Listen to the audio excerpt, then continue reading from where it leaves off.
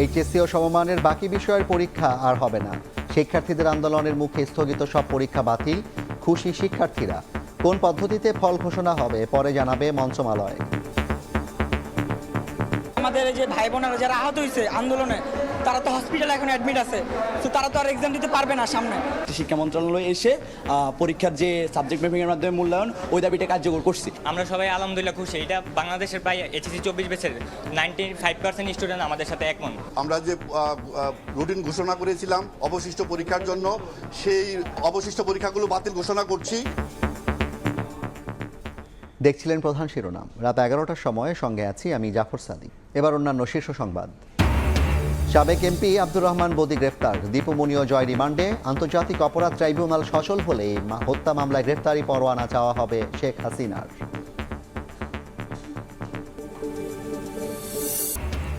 শেখ হাসিনাকে আশ্রয় দিয়ে গণতন্ত্রের প্রতিশ্রুতি ভেঙেছে ভারত। পালিয়ে গিয়েও বিপ্লব নস্যাতে ষড়যন্ত্র করেই যাচ্ছে।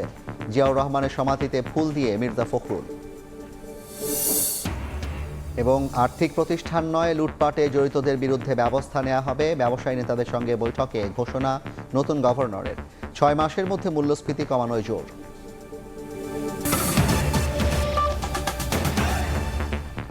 এইচএসসি ও সমমানের বাকি পরীক্ষা আর হবে না। আন্দোলনরত শিক্ষার্থীদের দাবির মুখে স্থগিত পরীক্ষা না নেওয়ার সিদ্ধান্ত নিয়েছে মন্ত্রণালয়। তবে কোন পদ্ধতিতে ফল ঘোষণা হবে তা পরে জানাবে মন্ত্রণালয়। চলতি বছরের এইচএসসি ও সমমান পরীক্ষা শুরু হয় গত 30 জুন থেকে। এরপর 1 জুলাই থেকে চাকরিতে কোটা সংস্কার আন্দোলন শুরু হলেও এর মধ্যেই ঢাকা বোর্ডের 7টি পরীক্ষা সহ বিভিন্ন বোর্ডের বেশ কয়েকটি পরীক্ষা সম্পন্ন হয়। মাঝে কোটা সংস্কার আন্দোলন ক্রমেই তীব্র হয়ে ওঠায় উদ্ভূত পরিস্থিতিতে কয়েক দফায় এইচএসসি ও সমমানের পরীক্ষা স্থগিত করা হয়। আওয়ামী লীগ সরকারের পতনের পর স্থগিত থাকা বাকি পরীক্ষাগুলো আগামী 11 সেপ্টেম্বর থেকে নেয়ার সিদ্ধান্ত নেয় অন্তর্বর্তীকালীন সরকার। তবে দেশের বর্তমান পরিস্থিতিতে পরীক্ষায় বসার মতো অবস্থা নেই বলে দাবি করে আন্দোলনে নামেন শিক্ষার্থীরা। সোমবার ঢাকা শিক্ষা বোর্ডে দুপুর থেকে সন্ধ্যা পর্যন্ত অবস্থান নেয়ার পর মঙ্গলবার সচিবালয়ে ঢুকে পড়েন হাজারো শিক্ষার্থী। তাদের দাবি, এরই মধ্যে যে কয়টি বিষয়ের পরীক্ষা হয়েছে তার ভিত্তিতেই পরীক্ষার ফলাফল প্রকাশ করতে হবে। কারণ হিসাবে আন্দোলনে অনেক পরীক্ষার্থী আহত হওয়ার পাশাপাশি পড়ালেখায় ক্ষতি হওয়ার কথা উল্লেখ করেন শিক্ষার্থীরা। যারা আহত হয়েছে আন্দোলনে, তারা তো হসপিটালে এখন অ্যাডমিট আছে, তো তারা তো আর এক্সাম দিতে পারবে না সামনে। তো এই জন্য আমাদের একটাই দাবি হচ্ছে যে সাবজেক্ট ম্যাপিং করে যে এইচএসসির রেজাল্ট 2022 সালে এইচএসসি রেজাল্ট কাউন্ট করে এটা 24 সালে যাতে আমরা আনতে পারি। এদিকে শিক্ষা উপদেষ্টা ওয়াহিদুদ্দিন মাহমুদের সভাপতিত্বে সকালে সচিবালয়ে এক জরুরি সভায় 11 সেপ্টেম্বর থেকে পরীক্ষা আরও 2 সপ্তাহ পিছিয়ে অর্ধেক প্রশ্নোত্তরে বাকি বিষয়গুলোর পরীক্ষা নেওয়ার সিদ্ধান্ত হয়। তবে তা নাকচ করে শিক্ষা সচিবের কক্ষের সামনে আন্দোলন করতে থাকেন শিক্ষার্থীরা। পরে শিক্ষার্থীদের একটি প্রতিনিধি দলের সঙ্গে বৈঠক করেন শিক্ষা মন্ত্রণালয়ের সিনিয়র সচিব শেখ আব্দুর রশিদ ও শিক্ষা বোর্ডের চেয়ারম্যান তপন কুমার সরকার। প্রায় 3 ঘন্টা বৈঠকের পর বাকি পরীক্ষাগুলো বাতিল ঘোষণা করেন ঢাকা শিক্ষা বোর্ডের চেয়ারম্যান। পর্যালোচনা করে আমরা দেখেছি যে আমরা যে রুটিন ঘোষণা করেছিলাম অবশিষ্ট পরীক্ষার জন্য, সেই পরীক্ষাগুলো আমরা বাতিল করছি। আজকের এখান থেকে আমরা ওই অবশিষ্ট পরীক্ষাগুলো বাতিল ঘোষণা করছি। দাবি মেনে নেয় সন্তুষ্টি প্রকাশ করেন আন্দোলনরত শিক্ষার্থীরা। শিক্ষা মন্ত্রণালয় এসে পরীক্ষার যে সাবজেক্ট ম্যাপিংয়ের মাধ্যমে মূল্যায়ন, ওই দাবিটা কার্যকর করছি। আমরা সবাই আলহামদুলিল্লাহ খুশি। এটা বাংলাদেশের প্রায় এইচএসসি 24 ব্যাচের 95% স্টুডেন্ট আমাদের সাথে একমত। কোন পদ্ধতিতে পরীক্ষার ফলাফল ঘোষণা করা হবে এ বিষয়ে পরে সিদ্ধান্ত নেয়ার কথা জানিয়েছে শিক্ষা মন্ত্রণালয়। প্রসূন আশিস, সময় সংবাদ, ঢাকা। কক্সবাজারের সাবেক সংসদ সদস্য আব্দুর রহমান বদি গ্রেপ্তার। সন্ধ্যায় চট্টগ্রামে জিইসি মোড় এলাকা থেকে তাকে গ্রেপ্তার করে র্যাব। র্যাব 7-এর অধিনায়ক মাহবুবুল আলম এ তথ্য নিশ্চিত করেছেন। কক্সবাজারের টেকনাফে হত্যা চেষ্টা মামলায় বদিকে গ্রেপ্তার দেখানো হয়েছে। গ্রেপ্তারের পর তাকে চট্টগ্রাম থেকে কক্সবাজারে নিয়ে যাওয়া হচ্ছে। আব্দুর রহমান বদি কক্সবাজার 4 আসনের সাবেক আলোচিত সংসদ সদস্য। সাবেক সমাজ কল্যাণমন্ত্রী দীপুমনির 4 দিন ও সাবেক ক্রীড়া উপমন্ত্রী আরিফ খান জয়ের 5 দিনের রিমান্ড মঞ্জুর করেছেন আদালত। রাজধানীর মোহাম্মদপুরে ছাত্র জনতার গণ আন্দোলনে পুলিশের গুলিতে নিহত মুদি দোকানদার আবু সায়েদ হত্যা মামলার আসামি হিসেবে তাদের বিকেলে সিএমএম আদালতে আনা হয়। এরপর 10 দিনের রিমান্ড চাওয়া হলে এ আদেশ দেন আদালত। এর আগে সোমবার সন্ধ্যায় রাজধানীর বাড়িধারা এলাকায় থেকে গ্রেফতার হন দীপুমনি। একই দিন ধানমন্ডি থেকে গ্রেফতার করা হয় আরিফ খান জয়কে।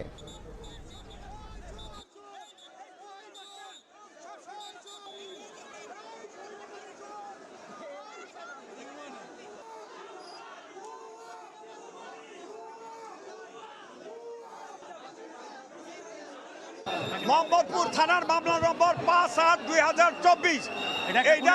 এটা খুনের মামলা। এই খুনের মামলায় 7 জন আসামি, তার মধ্যে আজকে যে 2 আসামি দীপমণি এবং আরিফ জয়, এরা 2 জন আজকে সাসপেক্টেড অ্যাকিউজড। এদের 10 দিনের জন্য রিমান্ড প্রেয়ার দেওয়া হয়েছে। এই খুনিদের মদতদাতা হুকুমদাতাকে এটা ফাইন্ড আউট করার জন্য 10 দিনের রিমান্ড চেয়েছে।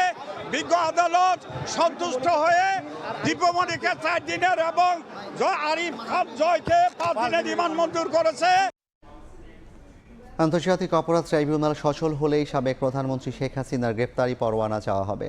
ট্রাইব্যুনালে তদন্ত কর্মকর্তা বলছেন, দ্রুত গতিতেই চলছে মানবতা বিরোধী 3টি অভিযোগের তদন্ত। এদিকে আওয়ামী লীগের নিবন্ধন বাতিল চেয়ে করা রিট শুনানির জন্য বৃহস্পতিবার দিন ধার্য করেছেন হাইকোর্ট। ছাত্র জনতার বিক্ষোভে গুলি ও গণহত্যার অভিযোগে শেখ হাসিনার বিরুদ্ধে এখন পর্যন্ত আন্তর্জাতিক অপরাধ ট্রাইব্যুনালে মামলা হয়েছে 4টি। এসব মামলায় শেখ হাসিনা ছাড়াও তার মন্ত্রিসভার 1 ডজন সাবেক সদস্য এবং 14 দলের নেতাদের নামও রয়েছে। আসামির তালিকায় আছেন পুলিশের সাবেক মহাপরিদর্শক সহ ঊর্ধ্বতন কর্মকর্তারাও। সাবেক প্রধানমন্ত্রী শেখ হাসিনা সহ মঙ্গলবার তদন্ত কর্মকর্তা জানান, ট্রাইব্যুনাল পুনর্গঠন হলেই শেখ হাসিনা সহ যাদের নাম গণহত্যা এসেছে সবার বিরুদ্ধেই গ্রেফতারি পরোয়ানা চাওয়া হবে। 19 জন আসামি করেছি, তার মধ্যে প্রধান করেছি তৎকালীন প্রধানমন্ত্রী শেখ হাসিনা, তার মন্ত্রী পরিষদের কয়েকজন সদস্য, তৎকালীন পুলিশের আইজিপি, তৎকালীন র্যাবের মহাপরিচালক, তৎকালীন ডিএমপি কমিশনার সহ পুলিশের কয়েকজন ঊর্ধ্বতন কর্মকর্তা, তৎকালীন গণজাগরণ মঞ্চের মুখপাত্র ইমরান এইচ সরকারকে আসামি করেছি এবং শাহরিয়ার কবির, মুনতাসির মামুন সহ ঘাতক দালাল নির্মূল কমিটির বেশ কয়েকজন সদস্যকে আমরা এখানে আসামি করেছি। 71 টিভির তৎকালীন যিনি প্রধান ছিলেন এবং আমি নাম উল্লেখ না করে কয়েকটা টিভির কয়েকজন ঊর্ধ্বতন কর্মকর্তা যারা তৎকালীন কার্যক্রমের সাথে জড়িত ছিলেন এবং এই গণহত্যা একটা মিথ্যা প্রচার এবং প্রোপাগান্ডা করেছিলেন। তিনি আরও জানান, আসামিদের প্রোফাইল তৈরি সম্পন্ন হয়েছে, মিলেছে অভিযোগের প্রাথমিক প্রমাণও। ট্রাইব্যুনালে এখন পর্যন্ত জুলাই গণহত্যা নিয়ে 3টি অভিযোগ গিয়েছে এবং 3টি অভিযোগই একটা মামলার মাধ্যমেই তদন্ত করা হচ্ছে। এদিকে হেফাজতের শাপলা চত্বরে গণহত্যার অভিযোগে শেখ হাসিনা, শাহরিয়ার কবির, মুনতাসির মামুন, ইমরান এইচ সরকার সহ 24 জনের নামে আন্তর্জাতিক অপরাধ ট্রাইব্যুনালের তদন্ত সংস্থায় অভিযোগ দায়ের করা হয়েছে। আফজাল হোসেন, সময় সংবাদ, ঢাকা। বৈষম্য বিরোধী ছাত্র আন্দোলনে পুলিশের গুলিতে নিহত আবু সাঈদ হত্যা মামলায় 17 আসামির মধ্যে 10 জনই পুলিশ সদস্য। বাকি 7 আসামির মধ্যে রয়েছেন বেগম রোকেয়া বিশ্ববিদ্যালয়ের শিক্ষক কর্মকর্তা ও ছাত্রলীগ নেতা। এই মামলায় আলাদা কমিশন গঠনের দাবি জানিয়েছেন নাগরিক সমাজের প্রতিনিধিরা। শাকিল মাহমুদের ক্যামেরায় আব্দুর রশিদ জীবনের রিপোর্ট। রংপুরের বেগম রোকেয়া বিশ্ববিদ্যালয়ের শিক্ষার্থী আবু সাঈদ নিহতের ঘটনায় প্রায় 1 মাস পর 18 আগস্ট আদালতে মামলা করেছেন তার বড় ভাই রমজান আলী। মামলায় আসামি করা হয়েছে পুলিশের সাবেক আইজিপি চৌধুরী আবদুল্লাহ আল মামুন, রংপুরের সাবেক ডিআইজি আব্দুল বাতেন, সাবেক মেট্রোপলিটন পুলিশ কমিশনার মনিরুজ্জামান, বর্তমানে রংপুরে কর্মরত উপ পুলিশ কমিশনার মারুফ হোসেন, সহকারী পুলিশ কমিশনার আরিফুজ্জামান, ইমরান হোসেন, তাজার থানার সাবেক ওসি রবিউল ইসলাম, পুলিশের এএসআই সৈয়দ আমির আলী, সুজন চন্দ্র রায় এবং বেগম রোকেয়া বিশ্ববিদ্যালয় পুলিশ ফাঁড়ির ইনচার্জ বিভূতিভূষণকে। এদের মধ্যে বিভূতিভূষণ পুলিশের পক্ষ থেকে করা আবু সাঈদ হত্যা মামলার বাদী ছিলেন। এদিকে বাকি আসামিরা হলেন বেগম রোকেয়া বিশ্ববিদ্যালয়ের ছাত্রলীগ সভাপতি পোমেল বড়ুয়া, সাধারণ সম্পাদক শামীম মাহফুজ, সাংগঠনিক সম্পাদক ধনঞ্জয় কুমার টগর, দপ্তর সম্পাদক বাবুল হোসেন, বেগম রোকেয়া বিশ্ববিদ্যালয়ের শিক্ষক সমিতির সাধারণ সম্পাদক আসাদ মণ্ডল, গণিত বিভাগের শিক্ষক মশিউর রহমান ও বিশ্ববিদ্যালয়ের প্রক্টর অফিসের কর্মকর্তা রবিউল হাসান। এ মামলায় আলাদা কমিশন গঠনের দাবি জানিয়েছেন নাগরিক সমাজের প্রতিনিধিরা। বাংলাদেশের পুলিশের উপরে কোনো আস্থা নাই যে পুলিশের মামলা পুলিশই তদন্ত করবে, বিচারকের মামলা বিচারক করবে, এটা হয় না আসলে। সে কারণে আমাদের প্রথম থেকেই আমাদের দাবি যে সকল সহিংসতা এবং যে সকল ঘটনা ঘটছে সেটির জুডিশিয়াল ইনকোয়ারি হোক, জুডিশিয়াল ইনকোয়ারির মাধ্যমে এগুলো তদন্ত হোক। মোট 17 আসামির মধ্যে অবসরে আছেন 3 ঊর্ধ্বতন পুলিশ কর্মকর্তা, বাকিরাও আছেন আত্মগোপনে। আব্দুর রশিদ জীবন, সময় সংবাদ, রংপুর। অন্তর্বর্তীকালীন সরকারের ত্রুটি বিচ্যুতি হলে ছাত্র সমাজ তার সমালোচনা করবে বলে জানিয়েছেন বৈষম্য বিরোধী ছাত্র আন্দোলনের সমন্বয়ক সার্জিস আলম। সকালে রাজধানীর পঙ্গু হাসপাতালে আন্দোলনে আহতদের দেখতে গিয়ে কথা বলেন তিনি। এ সময় আহতরা এখনও পর্যাপ্ত সহযোগিতা পাচ্ছেন না বলে অভিযোগ করেন সার্জিস। আমরা যারা রয়েছি আসলে মাঠে, আমরা একটা প্রেশার গ্রুপ। আমরা যেমন প্রেশারে রেখেছিলাম যখন অন্য কোনো দল ক্ষমতায় ছিল, তখন আমরা এই অন্তর্বর্তীকালীন সরকারকেও প্রেশারেই রাখবো। তারা যেই কাজগুলো তাদের করা উচিত, তারা যদি এই কাজটি না করে, আমরা অবশ্যই তাদের ভুলগুলো তাদের চোখে আঙুল দিয়ে দেখিয়ে দিব এবং সেটি করার জন্য প্রেশার ক্রিয়েট করব। যে ভাই বোনেরা আমাদের জন্য রাস্তায় নেমেছে, তাদের পাশে দাঁড়ানো এখন আমাদের সবচেয়ে বড় দায়বদ্ধতা। সেই জায়গা থেকে আমরা দেখেছি যে সরকারিভাবে যে ফান্ডগুলো আসার কথা, বিভিন্ন প্রসেসের কারণে আমরা বরাবরই শুনে এসেছি যে সরকারি লাল ফিতার একটি দৌরাত্ম্য থাকে, সেটি এখন আসলে মুছে যায়নি পুরোটা। এটা হয়তো আস্তে আস্তে কমবে, আমরা সেটার জন্য আশাবাদী। বাট সেই যে তাদের যে সহযোগিতাটি প্রয়োজন, সেটি এখন আমরা ওইভাবে পাচ্ছি না। ভারত শেখ হাসিনাকে আশ্রয় দিয়ে গণতন্ত্রের প্রতিশ্রুতি ভঙ্গ করেছে উল্লেখ করে বিএনপি মহাসচিব মির্জা ফখরুল ইসলাম আলমগীর বলেছেন, দেশ ছেড়ে পালিয়ে বিপ্লবকে নস্যাতে চক্রান্ত চলছে। সকালে সদ্য নির্বাচিত বিএনপির স্থায়ী কমিটির সদস্য ও নেতাদের সঙ্গে নিয়ে শহীদ প্রেসিডেন্ট জিয়াউর রহমানের সমাধিতে শ্রদ্ধা নিবেদন শেষে একথা বলেন তিনি। এদিন এক ভিডিও বার্তায় বিএনপির ভারপ্রাপ্ত চেয়ারম্যান তারেক রহমান বলেন, গণবিরোধী শক্তিকে আইনের মুখোমুখি করার পাশাপাশি প্রতিটি নাগরিকের ভোটাধিকার নিশ্চিত করতে হবে। মঙ্গলবার সকালে সদ্য নির্বাচিত বিএনপির স্থায়ী কমিটির সদস্য মেজর অবসরপ্রাপ্ত হাফিজ উদ্দিন আহমেদ ও ডাক্তার AZM জাহিদ হোসেনকে সঙ্গে নিয়ে শহীদ রাষ্ট্রপতি জিয়াউর রহমানের সমাধিতে শ্রদ্ধা নিবেদন করেন বিএনপি মহাসচিব মির্জা ফখরুল ইসলাম আলমগীর। এ সময় বিএনপির পক্ষ থেকে অন্তর্বর্তীকালীন সরকারকে সব ধরনের সহায়তার কথা জানান দলটির স্থায়ী কমিটির নতুন সদস্য মেজর অবসরপ্রাপ্ত হাফিজ উদ্দিন আহমেদ। ডক্টর ইউনূসকে এবং এই সরকারকে সর্বতভাবে সাহায্য সহযোগিতা করব। যারা অন্যায় করেছে, দেশের মানুষ প্রচলিত আইন অনুযায়ী সে বিচার দেখতে পাবে। তাহলেই কেবল সেই আবু সাঈদ মুগ্ধরা কবরে যে শান্তি পাবে। শ্রদ্ধা নিবেদন শেষে বিএনপি মহাসচিব বলেন, ভারত শেখ হাসিনাকে আশ্রয় দিয়ে গণতন্ত্রের প্রতিশ্রুতি ভঙ্গ করেছে। এইভাবে ভারতে আশ্রয় দিয়ে ভারত তার যে কমিটমেন্ট টুয়ার্ডস ডেমোক্রেসি, এটা ভারত রক্ষা করেছে বলে মনে হয় না। যে জঞ্জাল আওয়ামী লীগ সরকার সৃষ্টি করে গেছে, সেটাকে দূর করতে অবশ্যই কিছু সময়ের দরকার। এদিন এক ভিডিও বার্তায় বিএনপির ভারপ্রাপ্ত চেয়ারম্যান তারেক রহমান বলেন, গণবিরোধী শক্তিকে আইনের মুখোমুখি করার পাশাপাশি প্রতিটি নাগরিকের ভোটাধিকার নিশ্চিত করতে হবে। বিতাড়িত গণবিরোধী শক্তিকে আইনের মুখোমুখি করার পাশাপাশি জনগণের রাজনৈতিক এবং অর্থনৈতিক ক্ষমতায়ন অত্যন্ত জরুরি। অন্তর্বর্তীকালীন সরকার যথাসময়ে জাতীয় নির্বাচনের তারিখ ঘোষণা করবে। সেই নির্বাচনে জনগণের রায় পেতে জনগণের মন জয় করুন।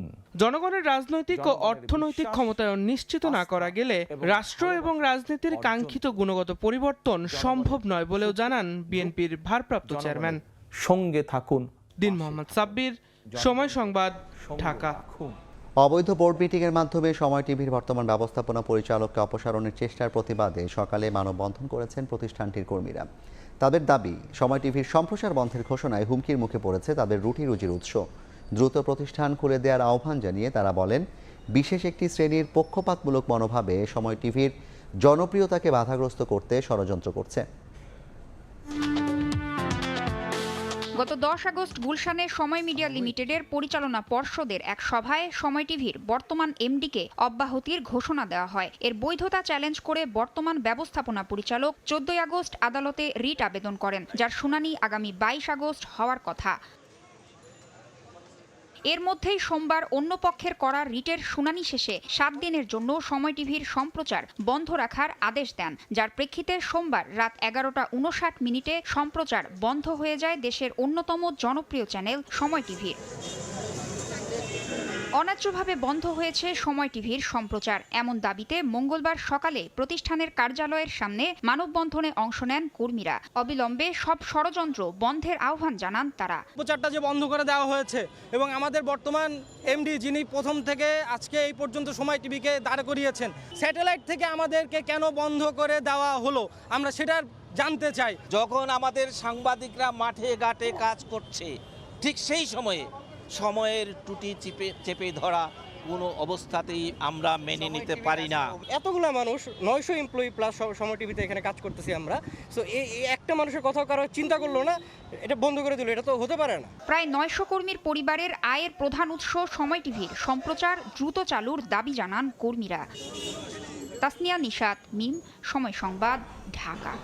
মূল্যস্ফীতি কমানোর বিষয়ে গুরুত্ব দিচ্ছে কেন্দ্রীয় ব্যাংক। আগামী 6 থেকে 8 মাসের মধ্যে এটি 5 থেকে 6% নামিয়ে আনা সম্ভব বলে মনে করেন বাংলাদেশ ব্যাংকের governor doctor Ahsan H Mansur.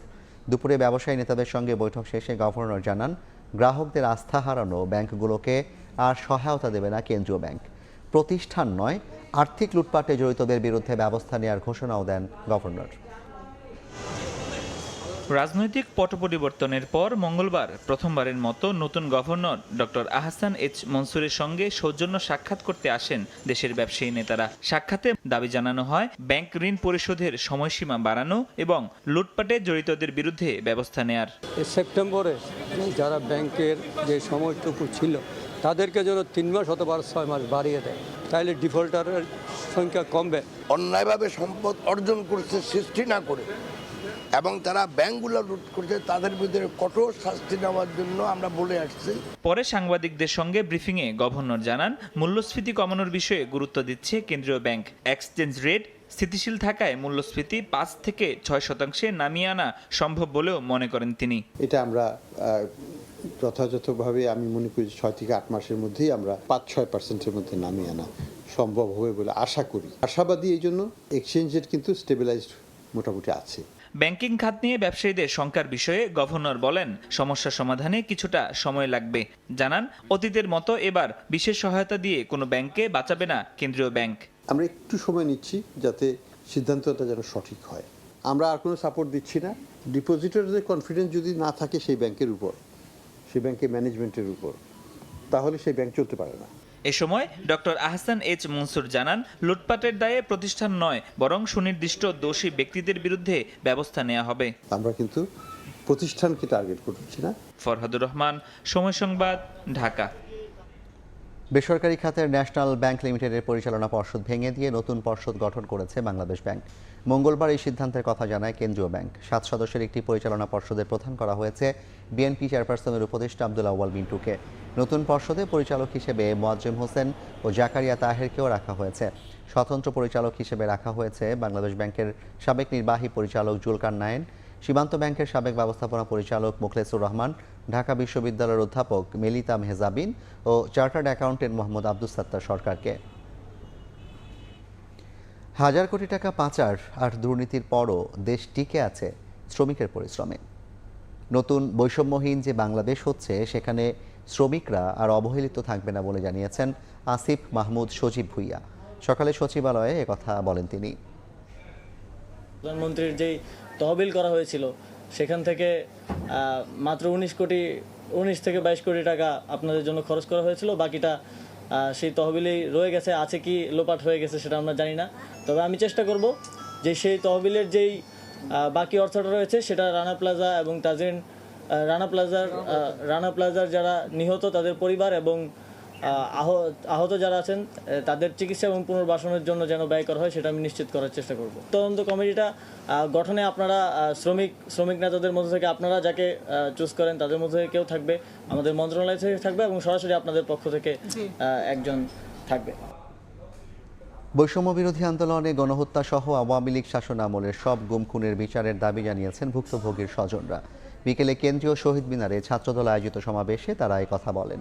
সমাবেশে বিএনপির মহাসচিব সহ স্থায়ী কমিটির সদস্যরা উপস্থিত ছিলেন। এই আয়োজন স্বজন হারানো মানুষদের, যাদের কেউ তাদের প্রাণের চেয়ে প্রিয় ব্যক্তিকে হারিয়েছেন সাম্প্রতিক স্বৈরাচার বিরোধী আন্দোলনে,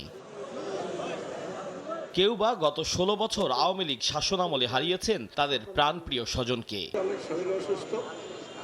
মঙ্গলবার বিকেলে কেন্দ্রীয় শহীদ মিনারে ত্যাগ স্বীকার করা ব্যক্তিদের স্মরণে সমাবেশের আয়োজন করে বাংলাদেশ জাতীয়তাবাদী ছাত্রদল। সাম্প্রতিক আন্দোলনে প্রাণ হারানো শিক্ষার্থী জনতার স্বজনরা জানান বিচারের দাবি।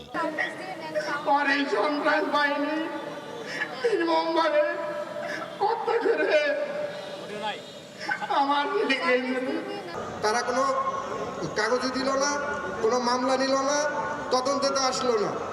তারপর আবার এই চেয়ারম্যান অফিসে যাইয়া একটা সার্টিফিকেট দিল যার কোনো ভিত্তি নাই, লেখছে সাধারণ মৃত্যু। এরপরে যাই হোক মাটি দিলাম, এই এই অবস্থা যাতে আর কোনো বাবার প্রতি না হয়। আমার ভাই হাত দিয়ে না করতেছিল আর গুলি কইরেন না, তার বন্ধু টেনে নিয়ে যাচ্ছিল, তার দুই পার্টি বন্ধুরা আসছিল তাকে নেওয়ার জন্য। গত 16 বছরে গুম খুনের শিকার ব্যক্তিদের স্বজনরাও জানান তাদের চাওয়া পাওয়ার কথা। প্রতিটা গুলির হিসাব নিব আমরা। আমাদের গুম হয়ে যাওয়া যে ভাইরা, যাদেরকে গত 16 বছরে হত্যা করা হয়েছে, জুলাইয়ের ছাত্র আন্দোলনে আমার যত ভাইদেরকে হত্যা করা হয়েছে, যারা এখনো নিখোঁজ, প্রতিটা বিচারের দাবিতে শেখ হাসিনা ও তার যত দোসরদের প্রতিবার ফাঁসি হবে। 2009 সালে এই সরকার গঠিত হওয়ার পর 2010 সালে বিএনপির পক্ষ থেকে ডাকা প্রথম হরতাল ছিল 26শে জুন, কিন্তু আমার বাবাকে 25শে জুন রাতে অপহরণ করে নিয়ে যাওয়া হয় ইন্দিরা রোডের একটা অন্ধকার গলি থেকে। কত শত সন্তান বোনেরা মায়েরা আছে আমার মতো, আজ এখন পর্যন্ত তারা খুঁজে বেড়াচ্ছে তাদের বাবাকে, নয়তো ভাইকে, নয়তো তার ছেলেকে। আমি এতিম হয়ে গিয়েছি কিনা আমি তা জানি না, আমি জানতে চাই। আর যদি আমাকে এতিম করে ফেলা হয়, আমি এটা মানতে পারবো না, এত সহজে আমি মানতে পারবো না, আমি মানি না। গুম খুনের শিকার ব্যক্তিদের ছবির পাশে মশাল প্রজ্বলন করেন আয়োজকরা। আতাউর কাউসার, সময় সংবাদ, ঢাকা। 1.5 মাসের ব্যবধানে তৃতীয় দফায় বন্যার পানিতে ডুবছে ফেনীর পরশুরাম ও ফুলগাজীর জনপদ। মুহুরী, কহুয়া ও সিলোনিয়া নদীর ভাঙা বাঁধ দিয়ে পানি ঢুকে চরম ভোগান্তিতে পড়েছেন হাজার হাজার মানুষ। তলিয়ে গেছে ফসলি জমি, রাস্তাঘাট সহ পুকুরের মাছ। মীর হোসেন রাসেলের ক্যামেরায় আতিয়ার সজলের রিপোর্ট। সাগরে সৃষ্ট লঘুচাপের কারণে টানা কয়েকদিনের বৃষ্টি এবং ভারতের উজান থেকে নেমে আসা পাহাড়ি ঢালের পানির তোড়ে ফেনীর মুহুরী, কহুয়া এবং সিলোনিয়া নদীর পানি বাড়তে শুরু করে এবং এই পানি বেড়ে বিপদসীমার 55 সেন্টিমিটার উপর দিয়ে মঙ্গলবার দিনভর প্রবাহিত হয়ে এভাবেই লোকালয়ে পানি ঢুকে একের পর এক নিম্নাঞ্চল প্লাবিত হতে থাকে। এতে জেলা প্রশাসনের দেওয়া তথ্য মতো ফেনীর ফুলগাজী এবং পরশুরামের 70টি গ্রাম প্লাবিত হয়েছে। ফেনী জেলা সদরের সাথে ফুলগাজী এবং পরশুরামের যে আঞ্চলিক সড়কটি রয়েছে সেটিও এখন পানির বিভিন্ন অংশে তলিয়ে রয়েছে। বন্যা আসলে দোকানে উঠে, বাড়িতে পানি উঠে, সবসময় পানি উঠে। কোনো বাড়ি কোনো ঘর বাদ নাই যে পানি উঠে নাই। আমার পানির চাকা ডুবের আগে অল্প একটু পানি বাকি আছে, 4 আঙুল বাকি আছিল। জুলাই মাসের প্রথম দিকে প্রথম দফায় এবং শেষ দিকে দ্বিতীয় দফার পর মঙ্গলবার আকস্মিক এমন বন্যায় তৃতীয় দফায় ফেনীর ফুলগাজী, পরশুরাম এবং ছাগলনাইয়াবাসীকে বন্যার কবলে পড়তে হলো। এতে করে হাজার হাজার পরিবারের লাখখানেক মানুষ পড়েছেন চরম দুর্ভোগে। এই 3টি উপজেলার বিভিন্ন বাজারের ব্যবসায়ীদের দোকানপাট তলিয়ে যাওয়ায় চরম আর্থিক ক্ষতির মুখে পড়েছেন তারা। দফা দফায় বন্যার কারণে কৃষি, মৎস্যের পাশাপাশি অবকাঠামোতে ক্ষতি শত শত কোটি টাকা বলে দাবি স্থানীয়দের। 3বার গেছে বন্যা, 3বারের মধ্যে কেউ কাজ করছে না, নদী ভাঙ্গা। আমরা টেকসই নির্মাণ চাই যাতে করে এই দুর্ভোগ থেকে আমরা রক্ষা পাই। ত্রাণের নামে আমরা প্রহসন চাই না, আমরা চাই শুধু স্থায়ী সমাধান। সরকারের পক্ষ থেকে উল্লেখযোগ্যভাবে বানবাসীদের পাশে দাঁড়ানোর চিত্র চোখে পড়েনি, তবে বিভিন্ন স্বেচ্ছাসেবী সংগঠন দাঁড়িয়েছে বানবাসীদের পাশে। বানবাসী মানুষ যারা আছে, যারা বাসায় থাকতে পারছে না, তাদেরকে অতি দ্রুত উপজেলা স্বাস্থ্যকেন্দ্রে হোক আর আমাদের আশ্রয়কেন্দ্র হোক, যেখানে হোক তাদেরকে পুনর্বাসনের এখন যেন এই কার্যক্রমটা হাতে নেওয়া হয়। ফেনীর মুহুরী, কহুয়া এবং সিলোনিয়া নদীর দুতীরে 122 কিলোমিটার বন্যা নিয়ন্ত্রণ বাঁধ রয়েছে। সেই বাঁধের একাধিক স্থানে ভেঙে প্রতি বছর একাধিকবার এভাবে বন্যার কবলে পড়তে হয়। স্থানীয়রা কোনো ত্রাণ চান না, তারা চান এই বাঁধ ভাঙার স্থায়ী সমাধান। আতিয়ার সজল, সময় সংবাদ, ফেনী।